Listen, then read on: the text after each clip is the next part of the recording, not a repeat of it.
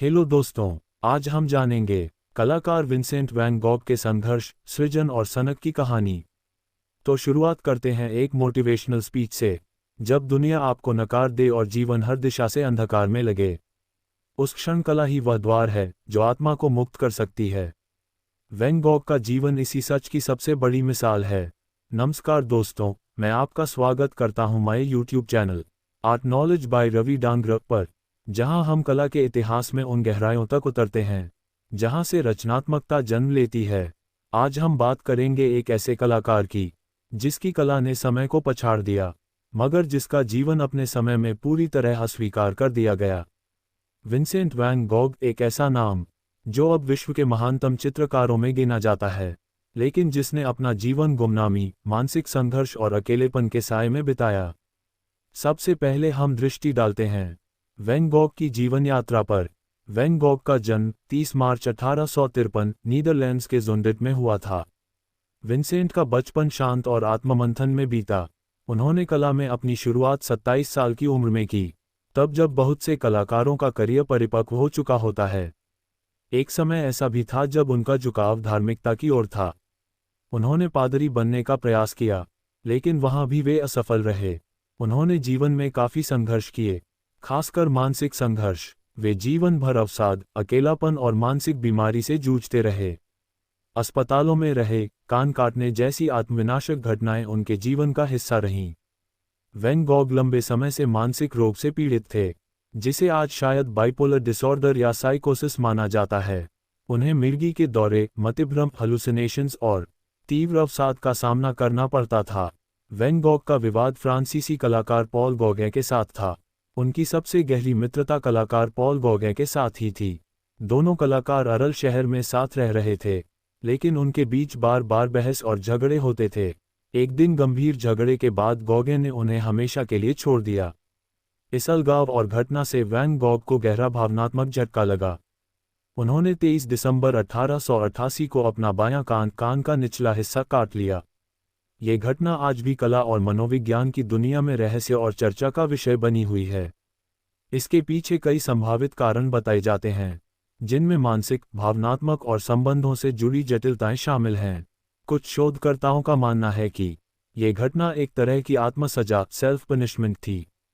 Van Gogh को लगने लगा था कि वह दूसरों के लिए बोझ हैं, खासकर अपने भाई थियो और गौगे के लिए। कुछ इतिहासकारों का मत है कि वैन गॉग ने कान काटकर उसे एक स्थानीय वेश्या को भेंट किया था, जिसका नाम रेचल था। ये प्रेम या पागलपन का प्रतीकात्मक कृत्य माना गया। ये भी एक भावनात्मक प्रतिक्रिया थी, जैसे वह अपना दर्द दूसरों को दिखाना चाहते थे। कुछ मनोविश्लेषकों का मानना है कि यह घटना कला से जुड़ी चरम आत्मा अभिव्यक्ति का रूप थी। एक कलाकार का कश्मकश जो खुद को अपनी कला में विलीन कर देता है, कभी कभी आत्मविनाश की हद तक। वैन गॉग का कान काटना कोई साधारण घटना नहीं थी। यह उनके भीतर के टूटते मन, अस्वीकृति के दर्द और समझे न जाने के आक्रोश का एक प्रतीकात्मक और भयानक रूप था। ये घटना आज हमें बताती है कि मानसिक स्वास्थ्य, कलाकार की संवेदनशीलता और समाज की उपेक्षा किस कदर जीवन को प्रभावित कर सकती है। 29 जुलाई 1890 को केवल 37 वर्ष की उम्र में उन्होंने आत्महत्या कर ली और अपना जीवन समाप्त कर लिया। लेकिन वो और उनकी कला आज भी अमर हैं। उन्होंने अपने जीवन में बहुत सी कलाकृतियां बनाई। उनमें से हम कुछ बेस्ट कलाकृतियों के बारे में जानेंगे। अब जानते हैं वैन गॉग की 10 महानतम कलाकृतियों को, जिनमें उनका संघर्ष, सौंदर्य और संवेदना जीवित है। पहली है द स्टारी नाइट 1889। ये वैन गॉग की सबसे प्रसिद्ध पेंटिंग है, जो उन्होंने मानसिक अस्पताल की खिड़की से देखे दृश्य के आधार पर बनाई थी। नीले पीले रंगों की तरंगित लहरें एक दिव्य, बेचैन और सुंदर रात का चित्रण करती हैं। ये पेंटिंग केवल आकाश नहीं है, यह उनके भीतर उठती आंधियों की छाया है। उन्होंने ये रचना उस समय बनाई जब वे मानसिक रूप से बेहद अस्थिर थे। इसमें सजीव ब्रह्मांड और अदृश्य ईश्वर की खोज स्पष्ट रूप से दिखाई देती है। दूसरी है सनफ्लावर्स 1888।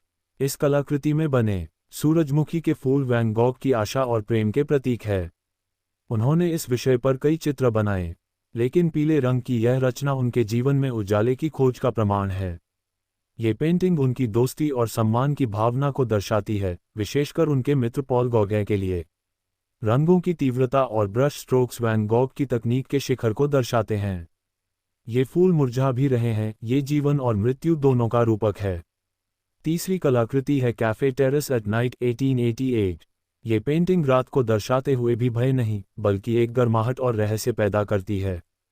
इसमें दिखता है कि वैन गॉग को अंधकार में भी सौंदर्य खोजने की आदत थी। स्टारी स्काई इस पेंटिंग में भी प्रमुख है, लेकिन इस बार जमीन से जुड़ा हुआ। चमकती लाइटें, ठंडी सड़कों और शांत माहौल में जीवन की गतिशीलता को दर्शाती है। ये वैन गॉग के रंगों की आत्मा है, वो रंग जो बोलते हैं। चौथी कलाकृति है बेडरूम इन आल्स 1888। ये पेंटिंग उनके कमरे को दर्शाती है, लेकिन वह कमरा उनके मन का प्रतीक है। चित्र का सरलतावाद, सिंप्लिसिटी, एक मानसिक शांति की खोज दिखाता है। रंग संयोजन बहुत ही सोच समझ कर रखा गया है, पीला, नीला और हरा। पर्सपेक्टिव में हल्की असमानता एक अस्थिर मानसिक स्थिति का संकेत देती है। उन्होंने इस चित्र को 3 बार पेंट किया, जैसे वे आत्मशांति को पकड़ना चाहते हों। पांचवी कलाकृति है द पोटैटो ईटर्स 1885। यह उनके सबसे शुरुआती चित्रों में से एक है। चित्र में गरीब किसान अपने कठिन श्रम के बाद भोजन करते हैं। गाढ़े भूरे रंग और कठोर चेहरे जीवन की जटिलता और हकीकत को दर्शाते हैं। वैन गॉग चाहते थे कि उनकी कला समाज के सबसे वास्तविक हिस्सों को दर्शाए। ये चित्र बताता है कि कला केवल सुंदरता नहीं, सत्य भी होती है। छठी कलाकृति है सेल्फ पोर्ट्रेट विद बैंडेज्ड ईयर 1889। ये चित्र उन्होंने उस कुख्यात घटना के बाद बनाया जब उन्होंने अपना कान काटा। उनके चेहरे की शांति और आंखों की गहराई उस दर्द को छुपाती है जो शब्दों में नहीं कहा जा सकता। बैकग्राउंड में जापानी प्रिंट उनके सांस्कृतिक प्रभाव को दर्शाता है। यह आत्मविश्लेषण और आत्मस्वीकृति का प्रतीक है। इसमें वे खुद को देख रहे हैं, जैसे पूछ रहे हों, क्या मैं अब भी कलाकार हूं? सातवीं कलाकृति है आमंड ब्लॉसम 1890। ये चित्र उन्होंने अपने नवजात भतीजे के जन्म पर उपहार स्वरूप बनाया। यह उनका आशा और पुनर्जन्म का प्रतीक है। नीला आकाश और फूलों की नाजुकता जीवन की सुंदरता को दर्शाते हैं। ये वैन गॉग की सबसे सकारात्मक रचनाओं में से एक है। इसमें वह पिता जैसा स्नेह है जो उन्होंने कभी अनुभव नहीं किया। आठवीं है आइरिसेस 1889। मानसिक अस्पताल में रहते हुए उन्होंने ये चित्र बनाया। फूलों की सौम्यता और रंगों की जीवंतता उनके भीतर की आशा को दर्शाती है। प्रत्येक पंखुड़ी मानो ब्रह्मांड की कहानी कह रही हो। ये चित्र प्रकृति की ओर लौटने की उनकी तड़प को दिखाता है। सजीवता और मृत्यु दोनों का यह एक साथ चित्रण है।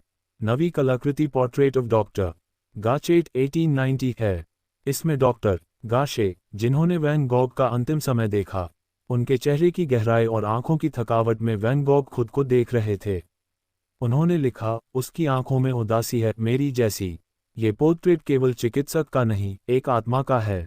ये चित्र लाखों डॉलर में बिका, पर तब वैन गॉग के पास खाने को रोटी भी नहीं थी।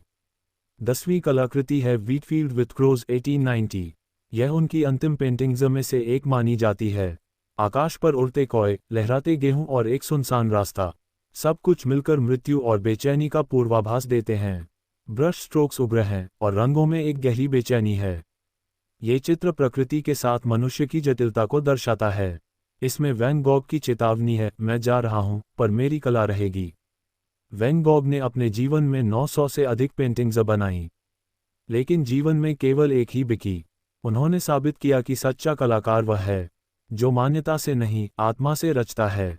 आज उनकी पेंटिंग्स अरबों डॉलर में बिकती हैं, पर वे खुद एक ऐसी दुनिया में मर गए जिसने उन्हें पहचानने से इनकार कर दिया। अगर आप किसी रचनात्मक राह पर हैं और संघर्ष आपको घेर रहा है, तो याद रखिए, हो सकता है आज की दुनिया न समझे, लेकिन आने वाली पीढ़ियां आपके अर्थ को जानेंगी। वैन गॉग की कहानी हर कलाकार के भीतर की कहानी है।